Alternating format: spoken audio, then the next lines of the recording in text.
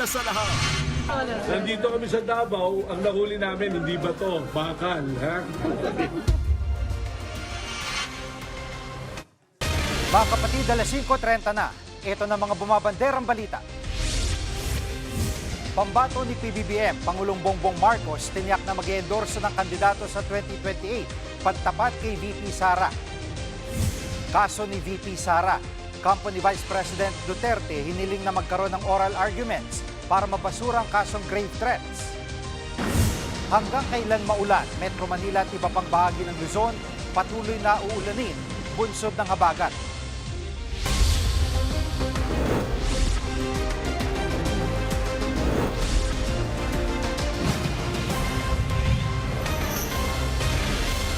Humihiling ang kampo ni VP Sara na magkaroon ng oral arguments para sa mosyong ibasura ang kasong grave threats laban sa bise.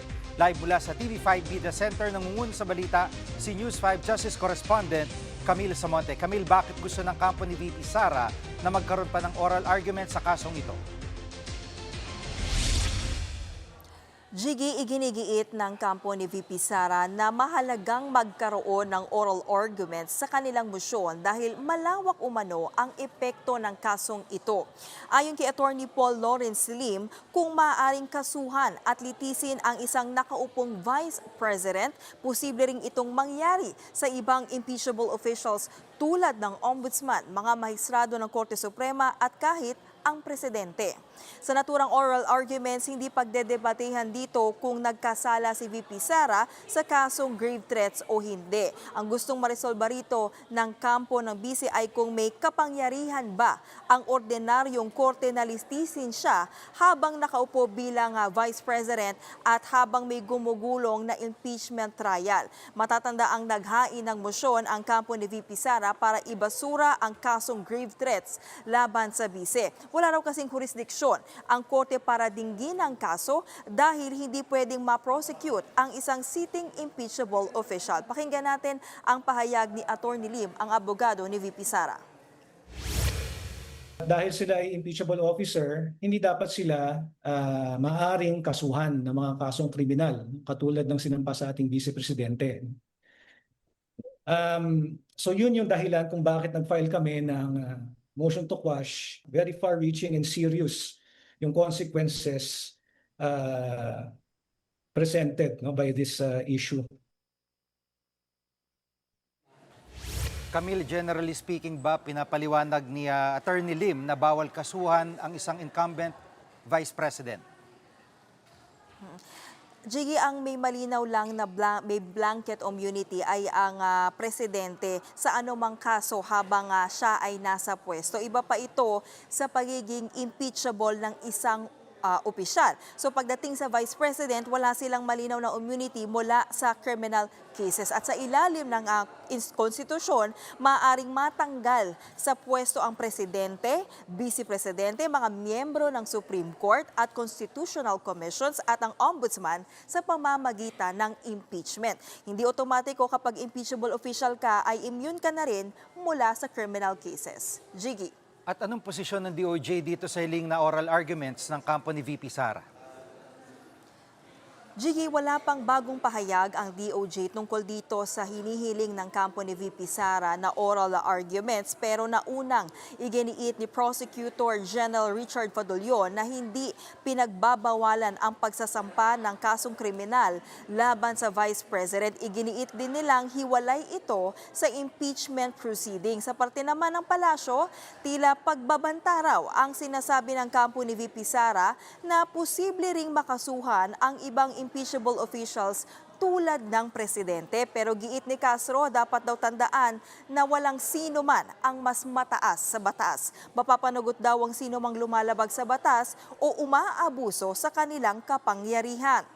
Sa katunayan, pwede raw ma-impeach ang sinumang impeachable official kung may sapat itong batayan. Itinanggi naman ng kampo ni VP Sara na nagbabanta sila tulad ng sinasabi ni Yusek Castro. Pakinggan natin ang pahayag ni Attorney Lim. I respect the palace officer's opinion, no? But of course, it was never issued as a threat. Kasi nga, tama naman sinabi niya, no? No one is above the law. And I agree with that. if the Vice President has to answer, for example, for any crime, no, should it be now that she is still a sitting Vice President or later when she is no longer, no, if ever, no? Is it the same also for other impeachable officers? Should they also be, may they also be already prosecuted now while they are sitting, or will it be after when they're no longer incumbent? At Camille, sa ibang usapin, anong update sa kaso ni Senator Marcoleta at mga kapwa niya akusado? Jiggy, humarap sa Sandigan Bayan 3rd Division si Senator Rodante Marcoleta, dating Congressman Mike Defensor at dalawang negosyanteng sina Aristotel Veray at Joseph Espiritu para sa pagsisimula ng pre-trial sa kanilang kasong plunder. Naghain sila ng petisyon para makapagpiyansa, pero ayon sa korte, susuriin muna nila kung sapat ang ebidensya ng prosekusyon para mapatunayang malakas ang kaso laban sa mga akusado.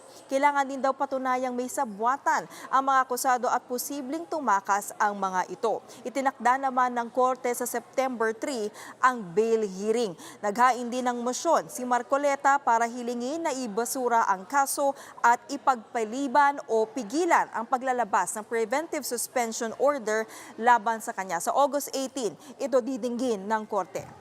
Yan muna ang latest. Balik sa'yo, Jiggy. Yan ang ulat ni Camille Somonte live mula sa TV5 Media Center. Matapos ang 2 linggong rollback, nakamba naman ang taas presyo sa petrolyo sa susunod na linggo. Live mula sa Mandaluyong, nangungun sa balita si News 5 Transportation Correspondent Gerard de la Peña. Gerard, magkano itong napipintong oil price hike? Nako, Jiggy, tama ka. May namumurong ang oil price hike sa susunod na linggo at base sa estimates ng kumpanyang Jetty Petroleum ay posibleng tumaas ng 3 pesos and 75 centavos hanggang 4 pesos and 25 centavos ang kada litro ng diesel, habang ang kada litro naman ng gasolina ay pwedeng tumaas ng 2 pesos and 50 centavos hanggang 3 piso. So ayon pa kay Jetty Petroleum President Leo Bellas, tumataas ang presyo ng langis sa world market dahil nga walang nakikita yung parang hindi na umaasa sa ngayon yung mga market players na magkakaroon pa ng peace deal ang Iran at saka ang US. Sinabayan pa yan ng tumataas na demand habang manipis naman ang supply, lalong-lalo na yung nagagaling sa Middle East. So ayon naman sa Department of Energy, sa ngayon napakahirap talagang tansyahin kung sa pataas nga ba, sa pababa o magiging steady lang yung presyo ng langis. Pakinggan natin ang naging pahayag ni Energy Secretary Sharon Garin. It's really reacting. I can't predict really what's going to happen. What we can control lang actually says is how we react to such changes. So that's why we've been pushing for conservation, less consume less electricity, mga ganun lang makokontrol natin. But and hoarding, but on the price, it's really difficult to predict. Jiggy, dahil nga hindi pa malaman kung ano ba talaga ang magiging direksyon ng presyo ng langis, sinabi naman ni Bangko Sentral ng Pilipinas Governor Eli Remolona Jr. sa forum na inorganisa ng Economic Journalists Association of the Philippines na kahit medyo bumaba ang inflation rate ng bansa nitong nakaraang buwan o yung bilis ng pagtaas ng presyo ng mga bilihin at serbisyo, ay hindi pa rin tayo pwedeng magpakakampante na magtutuloy-tuloy ang pagbaba nito. Pakinggan natin ang pahayag ng BSP Governor. Weaker growth that we're seeing means we can be less aggressive in trying to tame inflation. But in the face of an unpredictable opponent, oil prices, for example, we need to keep our eye on the ball. At Gerard, sa ibang usapin, Payday Friday ngayon at maulan pa. Kumusta naman ang traffic dyan sa likuran mo? Nako, Jiggy, tama ka. Napakaraming ang dahilan para mag-expect tayo ng napakabigat na daloy ng trapiko ngayong araw na ito. Tama, tulad ng sinabi mo, Payday Friday ngayon at dahil nga sa masamang panahon, meron nga ring mga kalsadang talagang matinding inulan kaya bumabagal ang daloy ng mga sasakyan. Suspendido rin ang number coding scheme ngayon, hindi lamang dito sa buong Metro Manila, kundi pati dun sa mga ilang mga bayan, siyudad dito na nagdedeklara na sarili nilang coding, katulad na lang ng Makati. Ilang kalsada rin ang binaha at ayon nga sa MMDA, binaha yung MacArthur Highway sa Valenzuela, yung Pedro Hill Taft Avenue dyan sa City of Manila, yung Governor Pascual Avenue, Santolan, MH Del Pilar Street at Maysilo, MH Del Pilar Street sa Malabon, at sa Rizal Avenue, corner 11th Avenue, dyan naman sa Caloocan. Kanina nga mag-aalas 9 ng umaga, zero visibility na dyan sa bandang Ortigas, sa tapat ng isang malaking mall dyan, dahil nga sa lakas ng ulan. Nagdulot din ng mabagal na daloy ng trapiko ito nga napakalakas ng buhos ng ulan kanina lamang. Jiggy, sa ngayon kung nakikita nyo dito sa aking likuran, ito ang northbound lane ng EDSA Reliance at talaga namang napakabagal ng daloy ng mga sakyan sa oras na ito. At pati na rin yung southbound lane. Ako, ito kanina minomonitor ko. Ang dulo ng traffic nito ay nandun pa sa bandang, if I'm not mistaken, bandang Timog Avenue at ang kabilang dulo niyan ay bago na magmagallanes. So, ingat lang sa lahat. Medyo madulas ang kalsada at huwag tayong masyadong mabilis magpatakbo ng ating mga sakyan. Yan muna ang latest. Balik sa'yo, Jiggy. Yan ang ulat ni Gerard de la Peña live mula sa Mandaluyong. Susunod, NBI Director Matibag may nahuli sa Davao City pero hindi raw bato pero mga substandard na bakal. At malaking bahagi ng Luzon muling inulan dahil sa bagat. Ang update sa lagay ng panahon, alamin. Diyan lang kayo mga kapatid, dapat una sa lahat.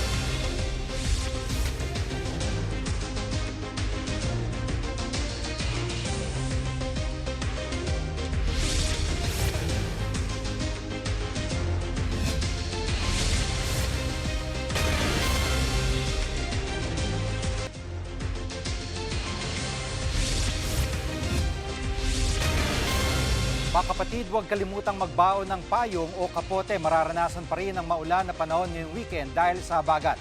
Live mula sa EDSA Guadalupe, nangungun sa balita si News 5 Weather Frontliner Alvin Pura. Alvin, hanggang kailan magiging maulan at anong mga lugar ang uulanin?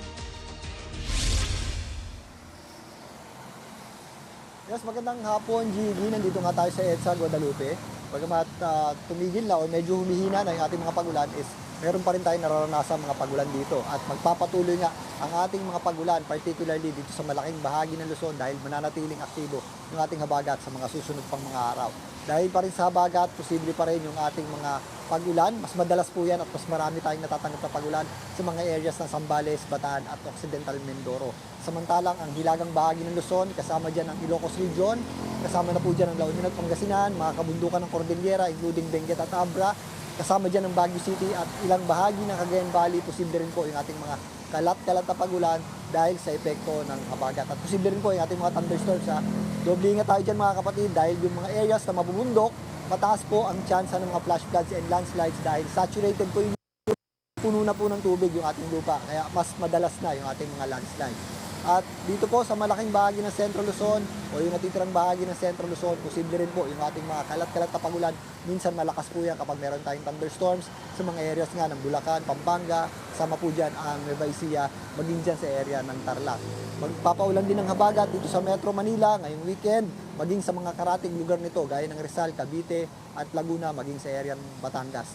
Ang natitirang bahagi ng Calabarzon, Mimaropa, at ang ilang bahagi ng Panay Island sa may Western Visayas, posible rin po yung ating mga kalat-kalat na pagulan. Dahil rin po yan sa epekto ng habagat, ang natitirang bahagi ng Visayas at malaking bahagi ng Mindanao, mas maaliwalas naman po ang panahon. May kainitan din dyan at kung may mga pagulan tayo, ito po yung mga isolated lamang o yung mga afternoon showers natin at thunderstorms. Gigi? At Alvin, bakit napakatagal nitong pagulan na naranasan natin? Halos parang 2 weeks na itong tuloy-tuloy na pagulan.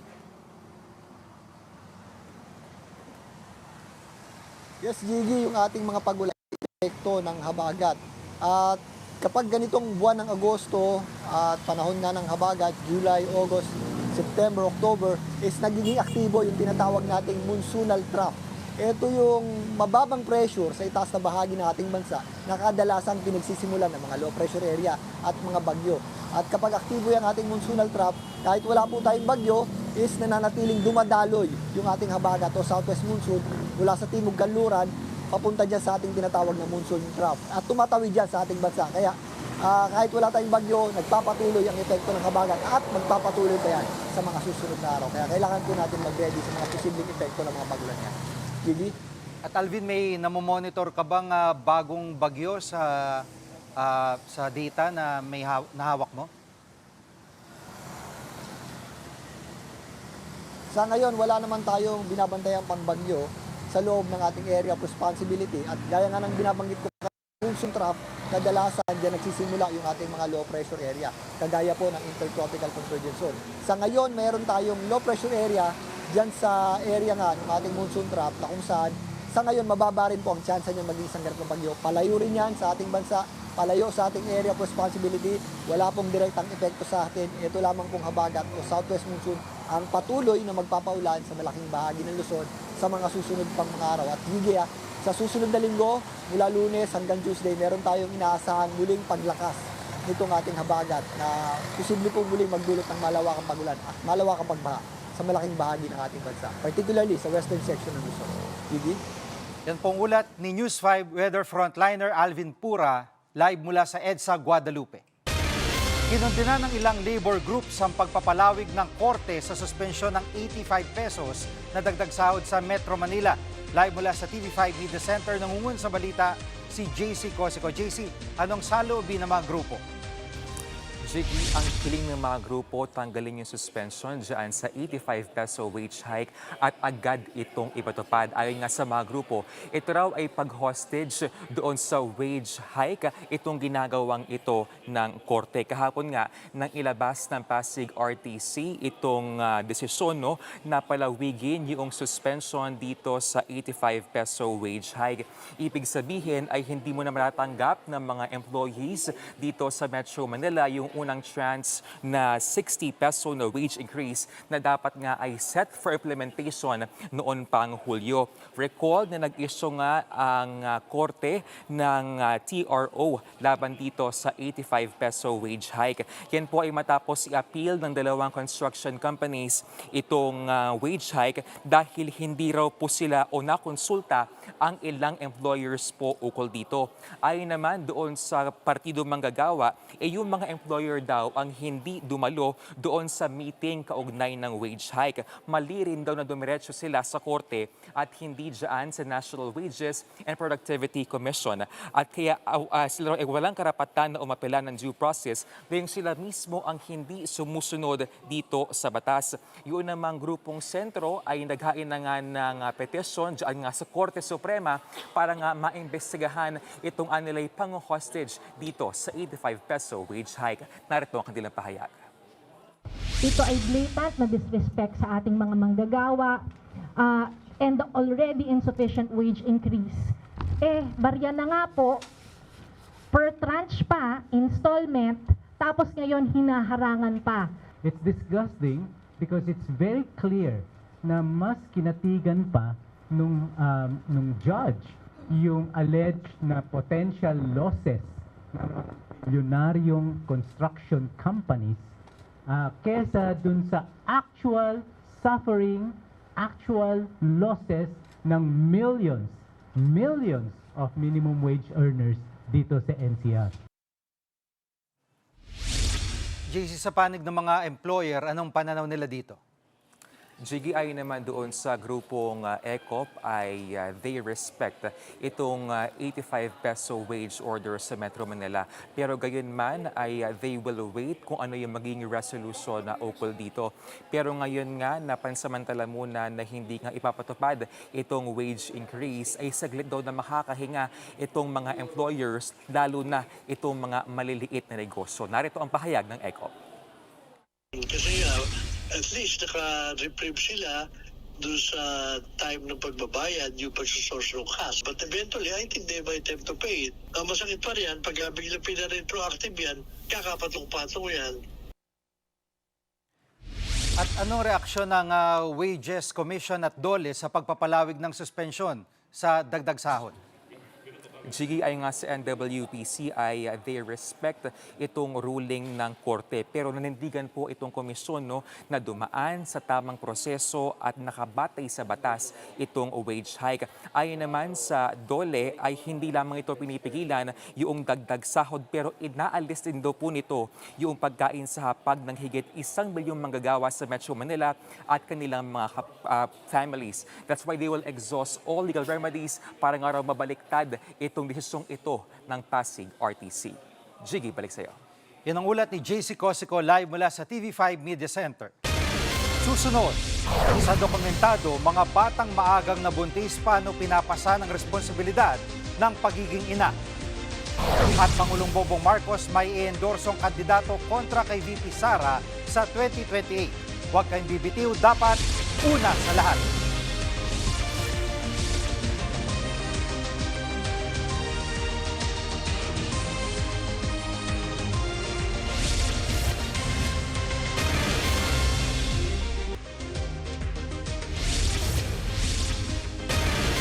Malaking problema pa rin sa bansa ang teenage pregnancy. Sa isang komunidad sa Navotas, buwan-buwang lumulobo ang bilang ng mga kabataang maagang nagbubuntis. Ang kwento dokumentado ni Cheryl Cosin.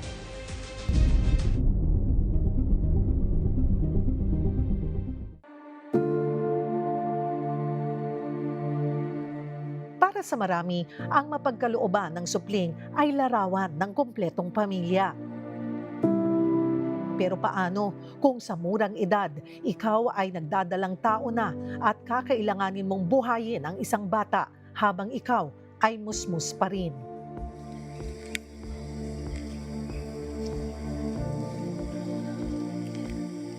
Sa Barangay Tanza 2 sa Navotas, pangkaraniwan na ang maagang pagbilog ng tiyan ng mga dalaga.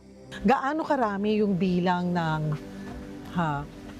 buntis na kabataan dito sa inyong Mostly po, ma'am, every monthly po is perong 3, 4, 5 ng mga teenage pregnant po natin. So, monthly po yun, iba-iba. So pag titingnan mo yung total sa isang buwan, nakakailang kayo yung normal na naitatala nyo na nabubuntis na kabataan? 3 to 4 po siya monthly. 15, 16, 17. Years old, ganoon. Opo. May mga proyekto man para mapigilan ang maagang pag-aanak.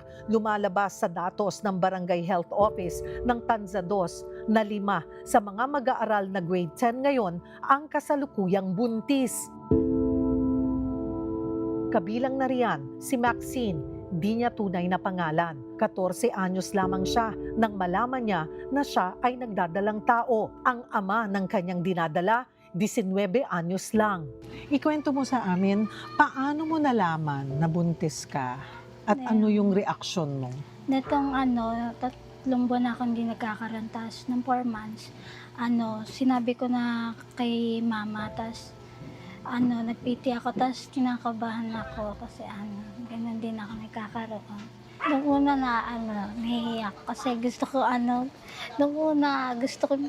palaglag. Bakit mo naisip na ipalaglag sana? Baka palayasin ako ni mama. Isa si Maxine sa mga youth leader na nagtuturo ng safe sex at family planning sa kapwa niya kabataan. Pero kahit siya, tila hindi natuto sa mga aral na kanyang ibinahagi. Bakit? Ikaw, ano ang rason mo? Bakit ka maagang nabuntis? Maagang pag-boyfriend, ganun. 15 anyos na ngayon si Maxine, 3 buwan na lamang, isa na siyang ganap na ina. Pero aminado ang dalagita, hindi pa siya handa sa bagong kabanata ng kanyang buhay. Paano nga ba? Para sa isang 15 anyos na dalagita na 6 months pregnant, so paano mo pinaghahandaan hindi lamang yung paglabas ng baby mo, pero yung pagiging ina, di ba? Yung panganganak, medyo madaming ang dapat paghandaan. Paano mo ginagawa yon? Sa pag-anak, mag-iipon na. Sa panganak, mag-iipon na ako. Bibili ng mga gamit. Sa pagtapos ko manganak, babalik ako sa eskwela. Paano ka mag-iipon? Saan manggagaling yung iipunin mo? May trabaho yung boyfriend ka. Tapos ayun, mag-iipon naman. Doon sa 6 na buwan, kailan kayo nagsimula mag-ipon? Lagi nababawasan, ngayon wala pa din.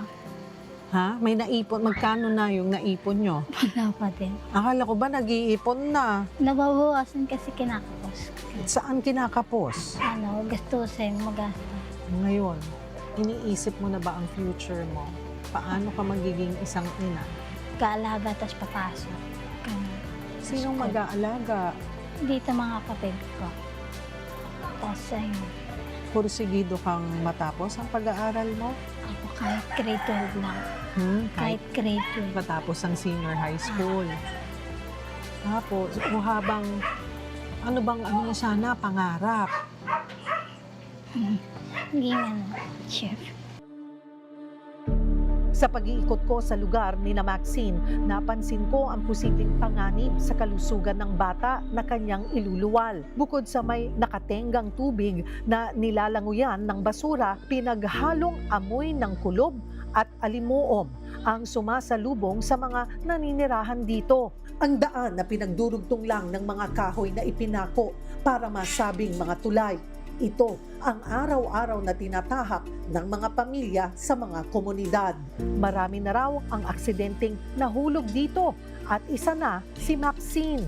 Bukod sa kahirapan, may iba pang itinuturong dahilan ang pagtaas ng kaso ng mga dalagitang ina sa kanilang barangay. Ano yung dahilan kung bakit mataas ang teenage pregnancy dito? Sa mga interview po namin, kapag nakakausap namin sila, ma'am, is broken family, wala ng trabaho. Tapos yun nga, dahil nga sa walang trabaho, kung ano yung mga nababarkada sila, kapag yung napapagalitan, natututo silang uminom, bumarkada. Doon po nangyayari yung gano'ng mga sitwasyon. Sa murang edad, mga pangarap lang sana ang kanilang inaalagaan, hindi isang musmos sa kanilang sinapupunan. Ang mga kabataan na sinasabing pag-asa ng bayan, ngayon ay nagiging mga batang magulang. Cheryl Cosim, mukha ng maliliit, isyong malalaki, dokumentado. Susunod, Pangulong Marcos pinaubayan na sa ombudsman ang mga aligasyon laban sa pinsang si Congressman Romualdez. Huwag kang bibitiw, dapat una sa lahat.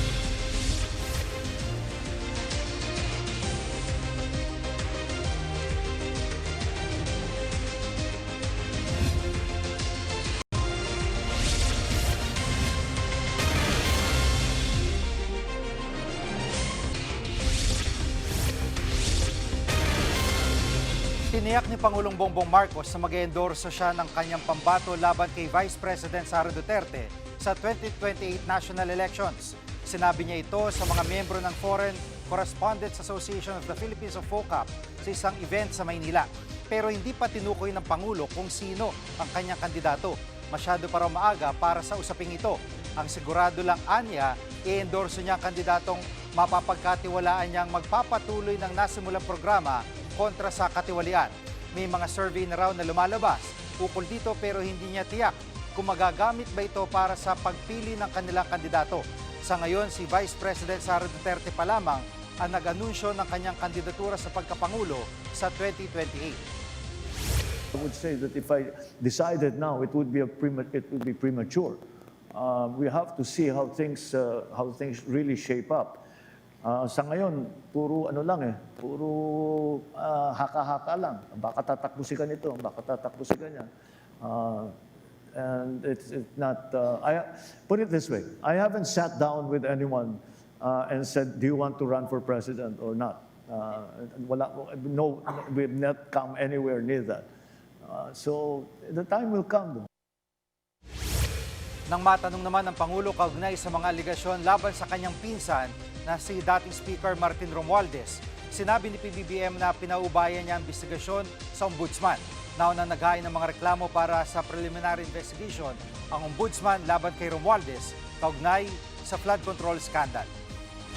I am not privy to the investigation that is being conducted by the Ombudsman. We leave it to the Ombudsman, and now that you've asked me, I'll give him a call and see how is it go. Ask him how is it going, just to give for my own edification. Hindi bato kundi bakal. Yan daw ang pakay ni NBI Director Melvin Matibag sa Davao City sa gitna ng umuugong na pag-aresto kay Senator De La Rosa dahil sa ICC arrest warrant. Nangunguna sa balita si mobile journalist Jazz Paredes mula sa Davao City. Jazz, anong pakay ng operasyon ng NBI dyan sa Davao? Jiggy, hindi si Senator Bato de la Rosa ang pakay ng NBI sa Davao City, kundi ang isang steel plant facility. Nadiskubre ng NBI, PAOK at iba pang law enforcement agencies na nagumagawa at nagdidistribute ang pasilidad ng substandard na steel bars. Na-recover ng mga otoridad mula sa operasyon ang hinihinalang radioactive at substandard na steel bars sa planta. Na-rescue naman ang 174 na Pilipinong manggagawa nito na pinangangambahang matagal nang na-expose sa radioactive materials. Lubha itong mapanganib sa kalusugan ng mga manggagawa sa pasilidad. Napag-alamang ding wala itong lisensya para humawak, gumamit o magbenta ng radioactive materials. Inaresto naman sa operasyon ang nasa 14 na individual, kabilang ang ilang opisyal ng kumpanya. 10 rito ang Chinese incorporators ng kumpanya. 7 sospek naman ang patuloy na pinaghahanap na sangkot din sa kumpanya. Pakinggan natin ang pahayag ni NBI Director Melvin Matibag. There are incorporators and officers doing vital functions doon sa manufacturing doon sa kumpanya. So, nagkaroon po tayo ng subsequent test buy of the steel bars which we subjected to testing. So out of the samples na binili natin, there are about 50% of it containing these radioactive materials na sinasabi natin. Ayon sa NBI, ito ang ikalimang steel plant facility na kanilang sinalakay dahil sa paggawa ng mga substandard na steel bar. Napag-alaman din na 70% ng mga material mula sa mga gumuhong estruktura sa magnitude 7.8 na lindol sa Mindanao noong Hunyo ay galing sa kumpanyang nagmamay-ari ng pasilidad. Mula noon, isinailalim na raw nila sa surveillance ng kumpanya. Ninilaw rin ni NBI Director Melvin Matibag na hindi si Senator Bato de la Rosa ang kanilang pakay sa Davao City. Sa gitna ito ng umuugong na pag-aresto kay De La Rosa sa bisa ng warrant of arrest mula sa International Criminal Court. Pakinggan natin ito. Nandito kami sa Davao, ang nahuli namin hindi bato, bakal, ha? Jiggy, sa ngayon patuloy ang investigasyon sa posibleng nasa likod ng nasabing pasilidad. Posibleng maharap ang kumpanya sa kasong paglabag sa Philippine National Nuclear Energy Safety Act, Toxic Substances, Hazardous and Nuclear Waste Control Act at iba pang kaukulang kaso.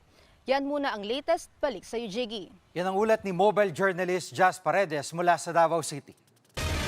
Suportado ni Senate President Win Gatchalian ang PAC Silica Initiative na planong itayo sa Tarlac.